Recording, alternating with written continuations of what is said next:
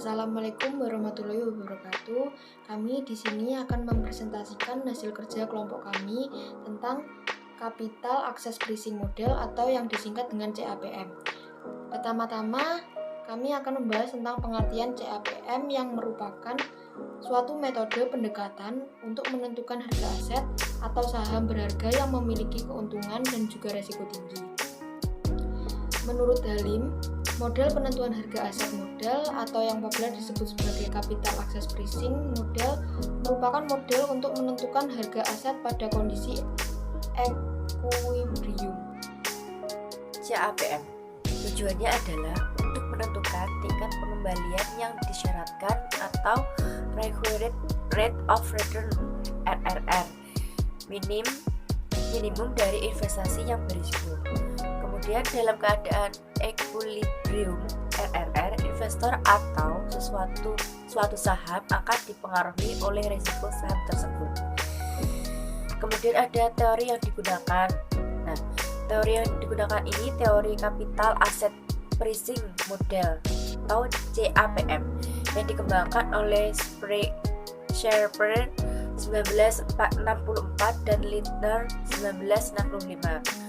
Merupakan model formal pertama yang digunakan untuk melakukan pricing terhadap suatu aset. Teori ini merupakan pengembangan oleh Markowitz pada tahun 1952 yang pada waktu itu belum memiliki model formal untuk pricing atau aset.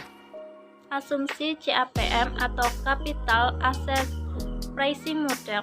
Asumsi dari CAPM bisa digunakan sebagai suatu rujukan dalam menghitung risiko sistematis ataupun market risk sebagai risiko dari suatu aset berharga. Asumsi CAPM ini sebagai berikut, yaitu yang pertama, tanpa adanya dana ataupun biaya transaksi, inflasi, serta pajak penghasilan. Yang kedua, investor bisa menanamkan modalnya berapapun jumlahnya. Yang ketiga, tidak adanya jumlah penghasilan, baik itu mendapatkan capital gain ataupun dividen dari aset berharga. Yang keempat, harga saham ataupun aset berharga tidak akan terpengaruh dengan kegiatan jual beli investor. Yang kelima, yaitu seluruh aktiva nantinya bisa diperjualbelikan.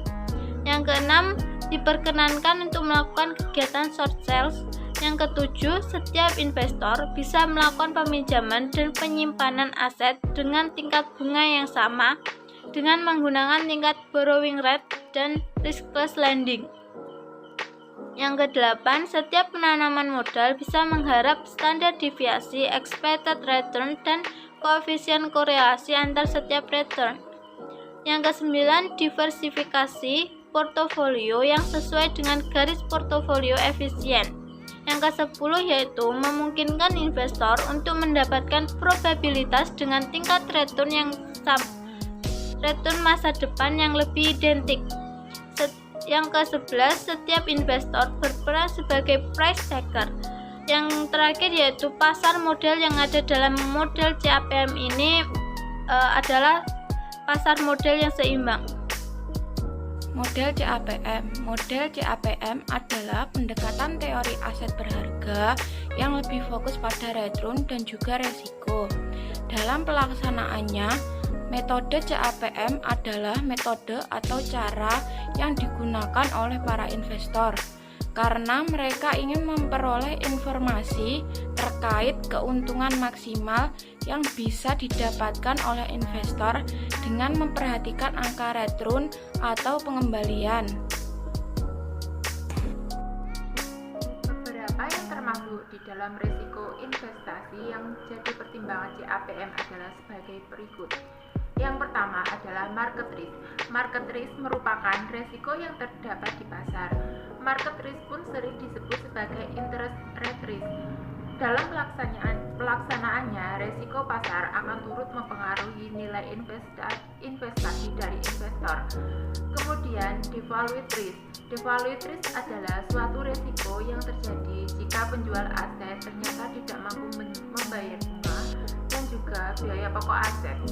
Pihak investor akan sangat mungkin mengalami devalued risk. Yang ketiga yaitu ada inflation risk, yaitu resiko inflasi dikarenakan adanya inflasi yang tentunya akan menurunkan nilai aset berharga. Yang keempat yaitu ada currency risk, yaitu resiko mata uang atau currency risk yang dipengaruhi nilai aset karena adanya penurunan nilai mata uang yang menjadi acuan dari adanya jual beli aset. Yang selanjutnya yaitu manfaat CAPM. Yang pertama yaitu melihat hubungan resiko tiap aset. CAPM digunakan agar bisa melihat gambaran resiko dari setiap aset.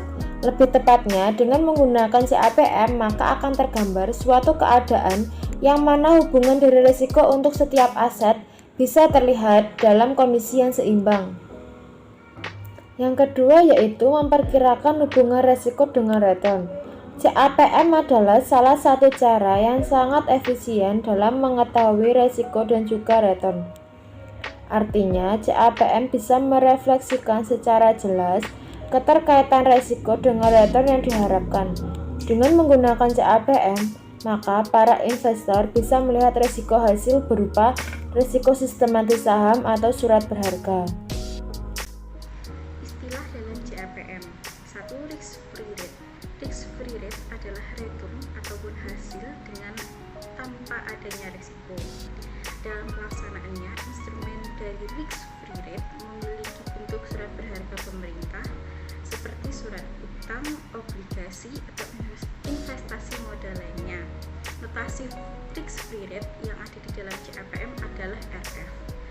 2. Expected return. Expected return adalah return yang diinginkan oleh para investor pada aset berharga yang dimilikinya. Notasi expected yang ada di dalam CAPM adalah RE. 3. Return market.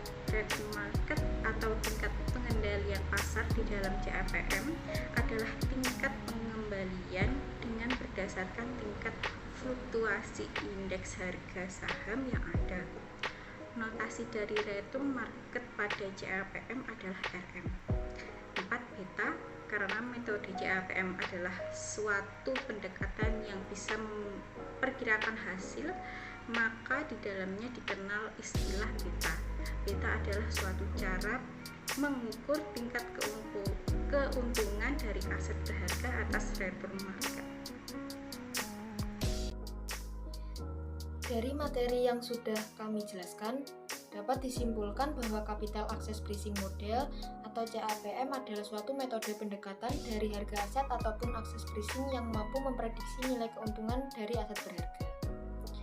CAPM menjadi salah satu indikator pebisnis dalam memperkirakan bagi hasil dan resiko terkait aset berharga miliknya. CAPM mampu menentukan tingkat pengembalian atas suatu aset berharga. CAPM adalah suatu model aset pricing yang saat ini banyak digunakan oleh para investor karena memberikan gambaran seluruh hal yang berhubungan dengan aset berharga, resiko, dan kaitannya. CAPM mampu memberikan informasi berhubungan dengan resiko dari setiap aset yang ada dan akan melakukan perkiraan hubungan resiko dan dengan bagi hasil keuntungan.